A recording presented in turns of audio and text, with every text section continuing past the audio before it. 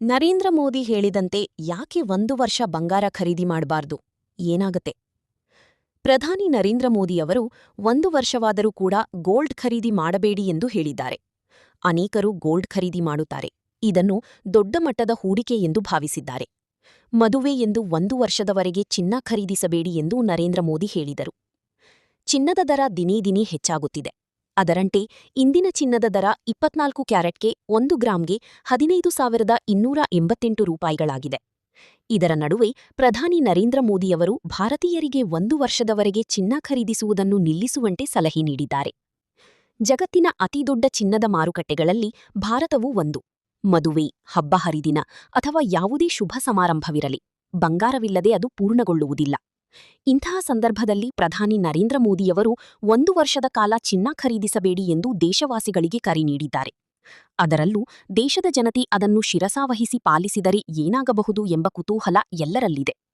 ಈ ಒಂದು ನಿರ್ಧಾರವು ಕೇವಲ ಆಭರಣ ಮಾರುಕಟ್ಟೆಗೆ ಸೀಮಿತವಾಗದೆ ದೇಶದ ಆರ್ಥಿಕತೆಯ ಬುನಾದಿಯನ್ನೇ ಬದಲಿಸುವ ಶಕ್ತಿ ಹೊಂದಿದೆ.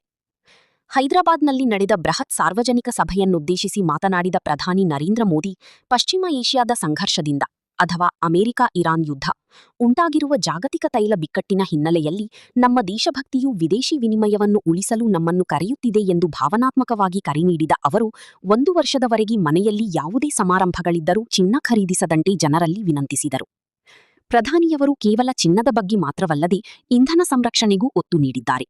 ಹಾಗಾಗಿ ಸಾಧ್ಯವಿರುವ ಕಡೆಗಳಲ್ಲಿ ಮತ್ತೆ ಮನೆಯಿಂದಲೇ ಕೆಲಸ ಮಾಡುವ ಪದ್ಧತಿಯನ್ನು ಅನುಸರಿಸಲು ಮತ್ತು ವರ್ಚುವಲ್ ಸಭೆಗಳಿಗೆ ಆದ್ಯತೆ ನೀಡಲು ಸೂಚಿಸಿದ್ದಾರೆ. ಇದರಿಂದ ವಾಹನಗಳ ಬಳಕೆ ಕಡಿಮೆಯಾಗಿ ದೇಶದ ಒಟ್ಟಾರೆ ತೈಲ ಬೇಡಿಕೆ ತಗ್ಗುತ್ತದೆ. ಇದು ನೇರವಾಗಿ ಪರಿಸರ ಸಂರಕ್ಷಣೆ ಮತ್ತು ಆರ್ಥಿಕ ಉಳಿತಾಯಕ್ಕೆ ಪೂರಕವಾಗಲಿದೆ. ಭಾರತೀಯರು 1 ವರ್ಷ ಚಿನ್ನ ಖರೀದಿಸುವುದನ್ನು ನಿಲ್ಲಿಸಿದರೆ ದೇಶದ ಆರ್ಥಿಕತೆ, ರೂಪಾಯಿ, ವ್ಯಾಪಾರ ಕೊರತೆ ಮತ್ತು ಹೂಡಿಕೆ ಮಾದರಿಗಳಲ್ಲಿಯೂ ಗಮನಾರ್ಹ ಬದಲಾವಣೆಗಳಿಗೆ ಕಾರಣವಾಗಬಹುದು.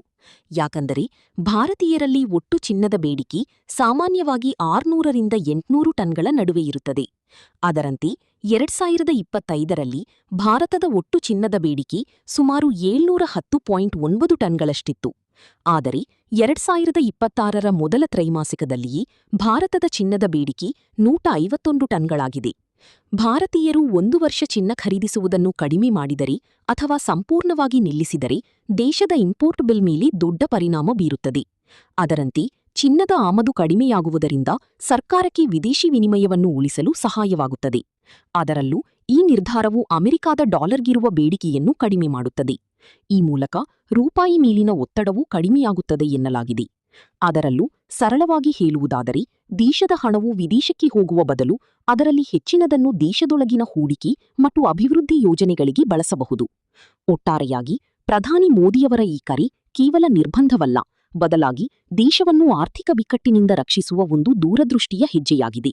ಜನಸಾಮಾನ್ಯರು ತಮ್ಮ ವೈಯಕ್ತಿಕ ಅಗತ್ಯತೆಗಳ ಜೊತೆಗೆ ದೇಶದ ಹಿತಾಸಕ್ತಿಯನ್ನು ಗಮನದಲ್ಲಿಟ್ಟುಕೊಂಡು ಈ 1 ವರ್ಷ ಮಿತವ್ಯಯ ಸಾಧಿಸಿದರೆ ಅದು ಸುಸ್ಥಿರ ಆರ್ಥಿಕತೆಗೆ ನಾಂದಿಯಾಗಲಿದೆ.